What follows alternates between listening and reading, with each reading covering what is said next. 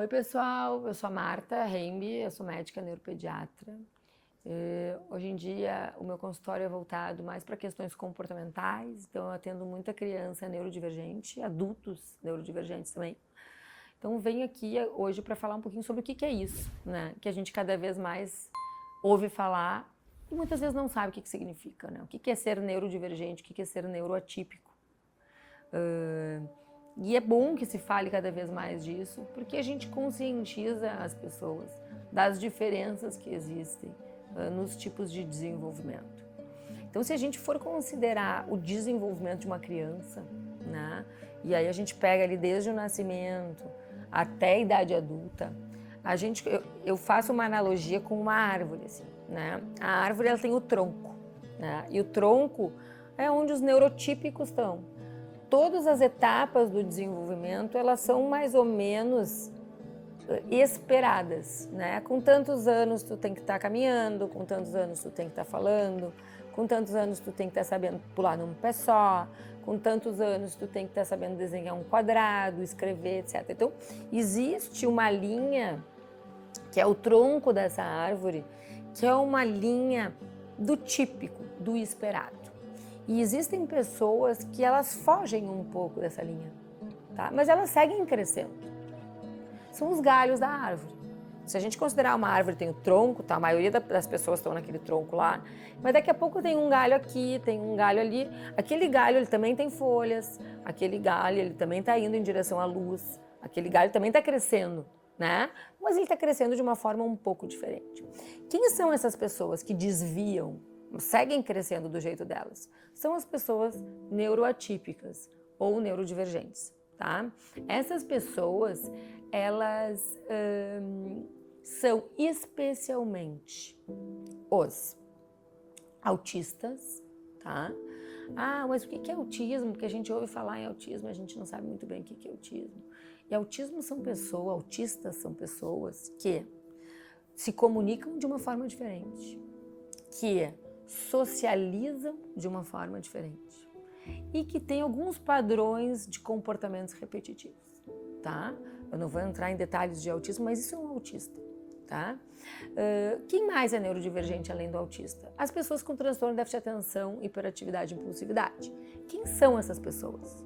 São as pessoas que não conseguem prestar muita atenção, que o professor tem que chamar várias vezes, que o professor está passando uma disciplina, ela está olhando para o outro lado, o professor está escrevendo no quadro, ela está olhando para a conversa que está acontecendo ali.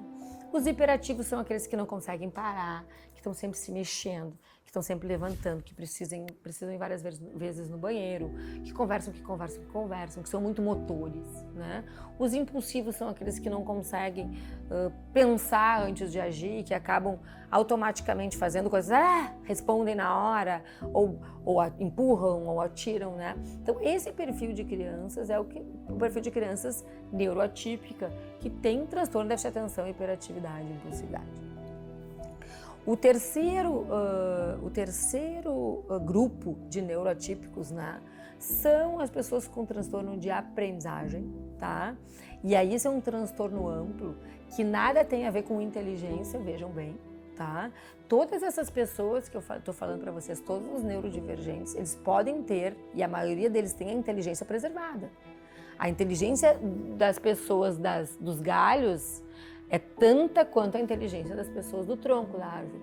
Só que eles funcionam diferente dentro das suas inteligências. Mesmo a pessoa que tem transtorno de aprendizagem, ela é inteligente na maioria das vezes, tá? Claro que a gente pode ter os que não são tanto, mas assim como a gente tem no tronco também, né? Tem neurotípico que não é tão inteligente, tem neurotípico que não é tão inteligente, mas isso é na sua distribuição proporcional ali. As pessoas com transtorno de aprendizagem são as pessoas que têm dislexia, que é a dificuldade de ler, especialmente, tá? Também escrever. Por quê? Porque o reconhecimento das letras é diferente, a grafia das letras cai diferente no cérebro dessas pessoas. Elas veem as letras dançando, elas veem as letras espelhadas, e aí a leitura se torna uma coisa muito mais difícil para elas, tá? São as pessoas com disgrafia, que escrevem de uma forma mais difícil, que a letra é mais feia, que a letra é maior, que não consegue entrar na linha. São as pessoas com descalculia, tá? Que são aqueles que têm mais dificuldade em matemática, em contas, em reconhecer e decifrar números, por exemplo, entre outras questões de aprendizagem, tá? E por último, dentro desse grupo de neurodivergência específico, a gente tem os superdotados ou as pessoas com altas habilidades. Ah, mas superdotado é super legal, são pessoas super inteligentes, então elas não podem ser neurodivergentes. Sim, eles têm um funcionamento global bem diferente, tá? E eu costumo falar para as pessoas neurodivergentes e para os pais dos neurodivergentes, para todo mundo que eu tenho acesso, que a gente não pode ver a neurodivergência, o autismo, o TDAH, as altas habilidades, os transtornos de aprendizagem como transtornos. A gente tem que ver como uma forma diferente de ser, tá? Então, a pessoa autista, o que ela é diferente, ela funciona diferente. Ele tem TDAH, ele funciona diferente, tá? Mas esse público, ele está na sala de aula de vocês. São os colegas de vocês. A gente tem incidências cada vez maiores dessas condições. Então, hoje em dia, a gente considera que numa sala de aula aí, de 30 alunos, 40 alunos, vão ter pelo menos 2, 3 autistas. Vão ter pelo menos 5 a 8 pessoas com TDAH. Vai ter pelo menos 1 ou 2 superdotados. E vai ter talvez até 15 pessoas com transtorno de aprendizagem. Então, se a gente for somar tudo isso, numa turma de 30, a gente vai ter aí 15, provavelmente metade, ou pouco menos de metade, mas quase metade dos alunos vão ter algum tipo de dificuldade oculta. E ela não é porque ela está mancando, não é porque ela é cega, não é porque ela é surda, não é porque ela é muda. Tem uma dificuldade que ninguém enxerga, mas que ela sofre no dia a dia. E que acaba dificultando essa inserção desse grupo de pessoas na turma como um todo, tá?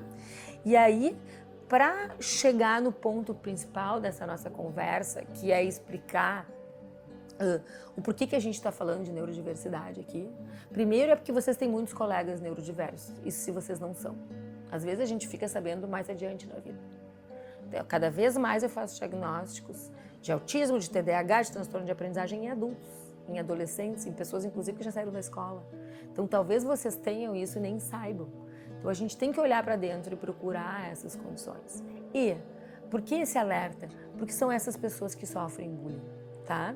As pessoas neurodivergentes são as pessoas que estão no grupo de pessoas que sofrem bullying lá em cima na lista, tá? E o bullying pode trazer consequências muito desastrosas, como todos sabem, né?